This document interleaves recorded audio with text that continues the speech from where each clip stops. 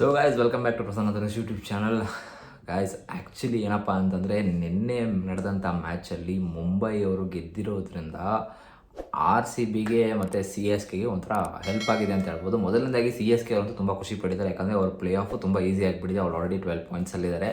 So ಒಂದು better run ರೇಟಲ್ಲೂ ಕೂಡ ಇದ್ದಾರೆ. ಸೊ ಥರ್ಡ್ ಸ್ಥಾನಕ್ಕೆ ಜಿಗ್ಬಿಟ್ಟಿದ್ದಾರೆ. ಸೊ ಮೊದಲನೇ ಸ್ಥಾನದಲ್ಲಿ KKR ಅವರು ಭದ್ರವಾಗಿ ಕುತ್ಕೊಂಡ್ಬಿಟ್ಟಿದ್ದಾರೆ. ರಾಜಸ್ಥಾನ್ ಅವರು ಇದ್ದಾರೆ ಆ್ಯಕ್ಚುಲಿ ಟಾಪಲ್ಲಿ, ಬಟ್ ಇವಾಗ KKR ಅವರು ಗೆದ್ದು ಟಾಪ್ 1ಗೆ ಬಂದಿದ್ದಾರೆ. ಬಿಕಾಸ್ ಬೆಟರ್ ರನ್ ರೇಟ್ ಜಾಸ್ತಿ ಇರೋದು, ಪ್ಲಸ್ 1 ಪಾಯಿಂಟ್ ಸಮಥಿಂಗ್ ಇದೆ, ಅದು KKRದು.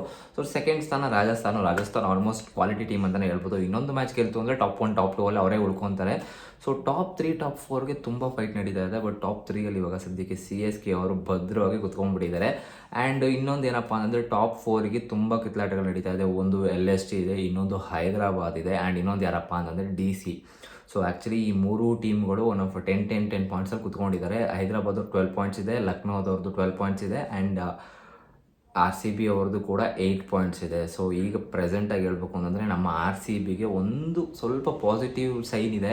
ಏನಪ್ಪ ಅಂದರೆ ನಿನ್ನೆ ಮುಂಬೈ ಗೆದ್ದಿರೋದು ನಮಗಿನ್ನೂ ಹೆಲ್ಪ್ಫುಲ್ ಆಗಿದೆ.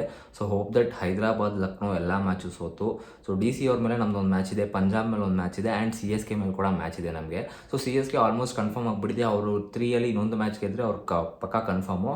ಬಟ್ ನನ್ನ ಪ್ರಕಾರ ಏನು ಗೊತ್ತಾ, ಸೊ ಆ್ಯಕ್ಚುಲಿ ಇನ್ನೂ ಪ್ಲೇ ಆಫ್ ಹೋಪ್ಸ್ ಜಾಸ್ತಿ ಇದೆ ಇವಾಗ ನಮಗೆ. ಇನ್ ಕೇಸ್ ಏನಾದರೂ ನಾಳೆ ಮ್ಯಾಚ್ ನಡೀತಾ ಇರುವಂತಹ ಪಂಜಾಬಲ್ಲಿ ನಡೀತಾ ಇದೆ ಆ್ಯಕ್ಚುಲಿ ಧರ್ಮಶಾಲಾ ಮ್ಯಾಚಲ್ಲಿ. So one of the beautiful ground ಅಂತಲೇ ಹೇಳ್ಬೋದು. ಆ ಮ್ಯಾಚಲ್ಲಿ ಏನಾದರೂ RCB ಗೆದ್ದರು ಅಂತಂದರೆ one of the toppest team ಆಗ್ತಾರೆ. ಸೊ RCB ಟಾಪೆಸ್ಟ್ ಟೀಮ್ ಅಂತಂದರೆ ನಮ್ಮ ಪ್ರಕಾರ ಇವಾಗ ಬ್ಯಾಟಿಂಗ್ ಬೌಲಿಂಗ್ ಫೀಲ್ಡಿಂಗರೆಲ್ಲ ಕೂಡ ಒಂದೇ ಕಡೆ ಕೈ ಜೋಡಿಸ್ಕೊಂಡಿದ್ದೀವಿ, ಒಂದು ಫಾರ್ಮಲ್ಲಿ ಬಂದಿದ್ದೀವಿ.